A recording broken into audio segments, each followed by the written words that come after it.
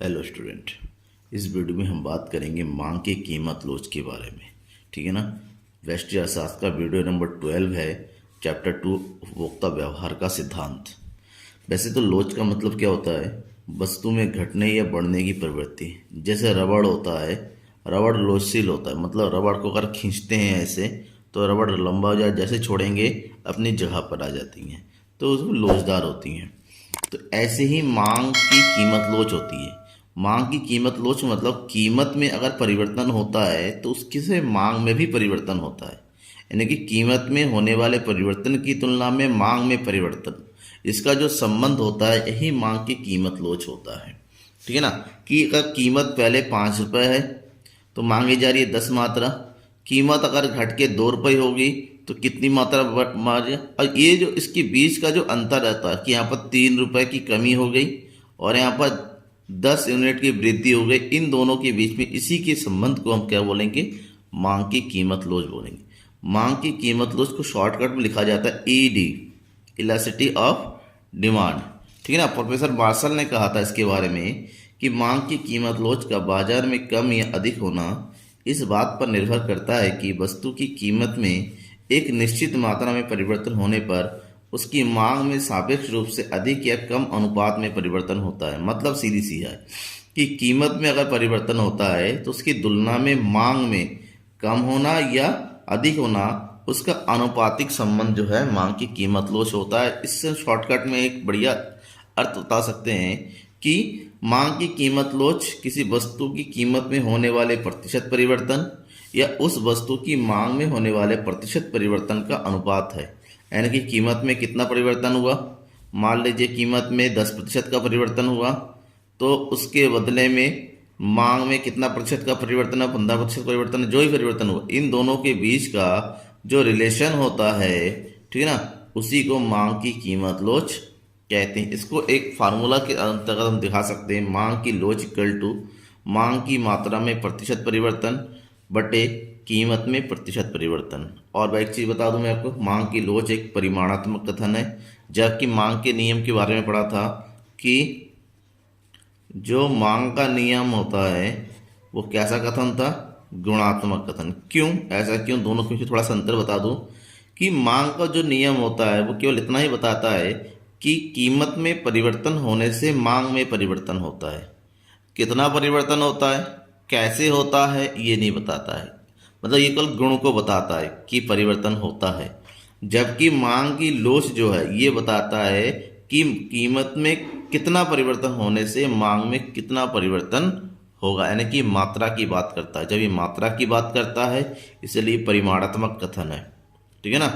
तो इसको एक और फार्मूले के हम देख सकते हैं कि ED equal to delta Q upon Q multiply by P by delta P. Delta, delta का मतलब होता है परिवर्तन होना।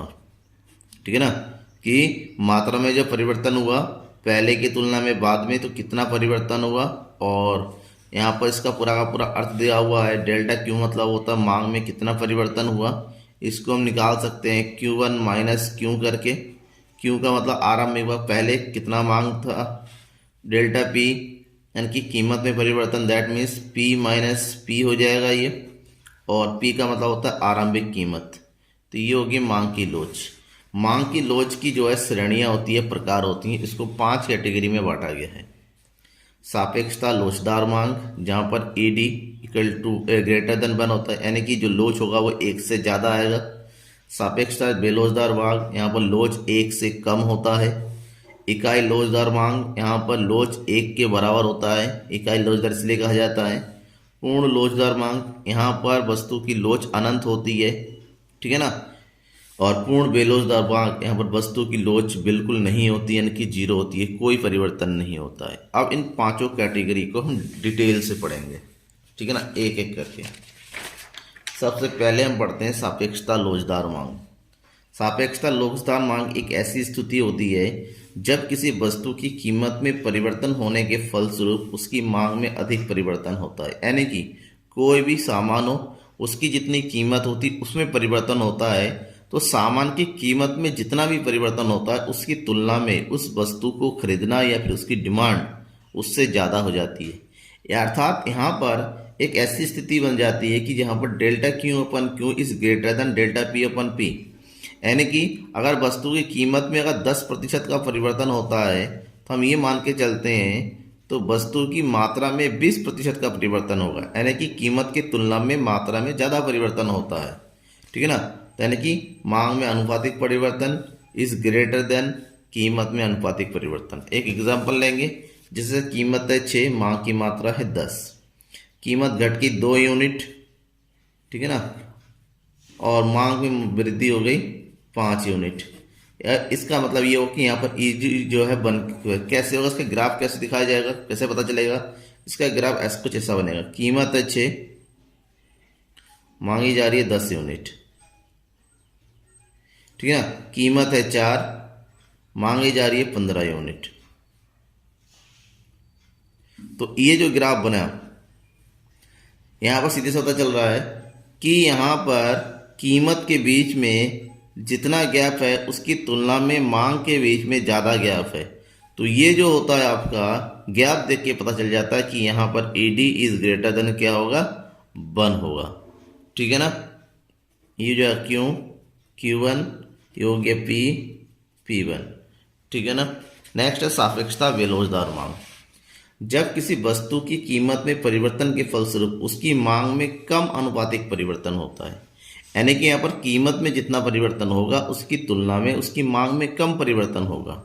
यूं कहें कि अगर कीमत में अगर 15% का परिवर्तन होता है तो मांग में केवल 10% का परिवर्तन होता है, यानी कि यहाँ पर कीमत में परिवर्तन ग्रेटर देन मांग में परिवर्तन।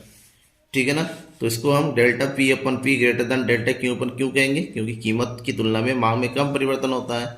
जैसे यहाँ पर है कीमत था 15 से घट के कितना हो गया, 5 हो गया, 10 रुपये की कमी होगी, जबकि मांग में केवल 2 यूनिट की ही वृद्धि हो रही है। इसका जो आंसर आएगा 1 से कम आएगा कैलकुलेशन करने के बाद।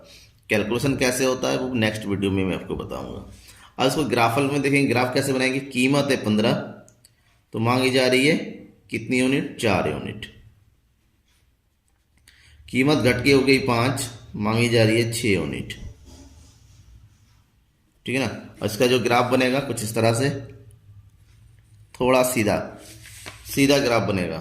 ठीक है ना, यानी कि यहाँ पर कीमत के बीच में ज़्यादा गैप होगा जबकि मात्रा के बीच में कम गैप होगा, तो इसको बोलेंगे हम कि सापेक्षता बेलोजदार मांग है। ठीक है ना। और नेक्स्ट है इकाई लोचदार मांग। जब किसी वस्तु की कीमत में परिवर्तन के परिणाम स्वरूप उसकी मांग में भी उसी अनुपात में परिवर्तन होता है। यह एक ऐसी स्थिति होती है जहां पर वस्तु की कीमत में और वस्तु की मांग में एक समान परिवर्तन होता है, अर्थात कीमत में अनुपातिक परिवर्तन और मांग में अनुपातिक परिवर्तन दोनों बराबर ही रहते हैं। यानी कि अगर कीमत में 10% का परिवर्तन होता है तो हम ये मान के चलेंगे मांग में भी 10% का ही परिवर्तन होगा, दोनों में समान। ठीक है ना। तो एग्जाम्पल के साथ देखते हैं कि एक ऐसी स्थिति जहां पर delta P upon P delta Q, क्योंकि दोनों बराबर है इसलिए इसका आंसर हमेशा 1 के बराबर होगा। यहाँ पर कीमत में जो है 2 रुपये की अगर कमी होती है तो मात्रा में 5 रुपये की क्या होती है, वृद्धि होती है। तो ऐसे में दोनों का जो ग्राफ बनेगा कैसे बनेगा, देखिए जब कीमत है 4 रुपये, मांगी जा रही है आपकी 5 यूनिट, कीमत घट के होगी 2, मांगी जा रही है 10। तो ये जो ग्राफ बनेगा बिल्कुल इस तरह से बनेगा मिडिल में, यानी कि दोनों के बीच में जो जब गैप दिखेगा वो कैसा दिखेगा आपका, बराबर दिखेगा। ठीक है ना, देखिए दोनों के बीच में जो गैप होता है यानी कि ढलान जो है 45 डिग्री के एंगल पे बनेगा यहाँ पर। तो इस स्थिति को इकाई लोचदार कहेंगे, यानी कि ईडी इक्वल टू 1। नेक्स्ट है पूर्ण लोचदार मांग। एक ऐसी स्थिति होती है जहां पर कीमत में अगर बिल्कुल परिवर्तन नहीं होता है, लेकिन कीमत में परिवर्तन ना होने के बावजूद भी मांग में बहुत ज़्यादा परिवर्तन होता है। ये एक ऐसी स्थिति होती है जैसे कोरोना के टाइम में पता चल गया किराना स्टोर बंद होने वाला है, तो किराने के सामान की डिमांड बढ़ जाती है अचानक, भले कीमतें कम या ज़्यादा ना हो लेकिन सामान, तो ऐसे में कीमत में परिवर्तन शून्य हो जाता है। यानी कि डेल्टा पी अपन पी, जब कीमत में परिवर्तन शून्य हो जाता है तो ऐसे में जो मांग की लोच है वो अनंत हो जाएगी, क्योंकि किसी भी चीज़ को हम जीरो से, जैसे 5/0 से डिवाइड नहीं कर सकते। सो यहाँ पर लोच जो है क्या कितनी हो जाएगी, अनंत हो जाएगी। जैसे यहाँ पर ये कीमत 4 पे 4, मात्रा है 5, तो अपन जब ग्राफ बनाएंगे 4 पे 4 और 4 पे 10, तो यहाँ पर केवल और केवल मात्रा में परिवर्तन हो रहा है, कीमत में परिवर्तन नहीं होता है। ऐसी स्थिति को हम पूर्ण लोचदार मांग कहेंगे, क्योंकि मांग वक्र एक्स एक्सिस के पैरेलल बनेगा। दूसरा है पूर्ण बेलोचदार मांग। एक ऐसी स्थिति होती है जहां पर कीमत में परिवर्तन तो होता है लेकिन मांग में कोई परिवर्तन नहीं होता है। यानी कि कीमत में कितना भी कमी हो जाए, कीमत में कितना भी वृद्धि हो जाए, उससे हमारी मांग पर कोई परिवर्तन नहीं होता है, वो शून्य होता है। That means delta Q upon Q 0। जब मांग हमारा शून्य होता है तो ऐसे में जो लोच है वो भी हमारा शून्य होता है, 0 होता है। ऐसा इसलिए होता है कि कीमत देखिए 6 रुपये है, मांगी जा रही 10 यूनिट, कीमत घट के 2 यूनिट होगी, मांगी अभी भी 10 यूनिट ही जा रहा है। यानी कि जो क्यू है यहाँ पर 0 चेंज हो रहा है, यहाँ पर 4 रुपये की कमी हो रही है। अब इसको अगर ग्राफ में शो करेंगे, जब 6 है तो 10 मांगी जा रही है, घट के होगी पी घट के हो गई 2, ठीक है ना, तो अब भी मांगी जा रही 10 यूनिट। तो ये जो ग्राफ बनेगा तो इस ग्राफ को हम बोलेंगे, ठीक है ना, कि यहाँ पर ईडी कितना है 0, पूर्ण लोचदार मांग का है ये, ठीक है ना। समझ में आ गया आपका पूर्ण लोचदार। इससे रिलेटेड जो न्यूमेरिकल्स है वो आपको नेक्स्ट वीडियो में बताऊंगा। Thank you.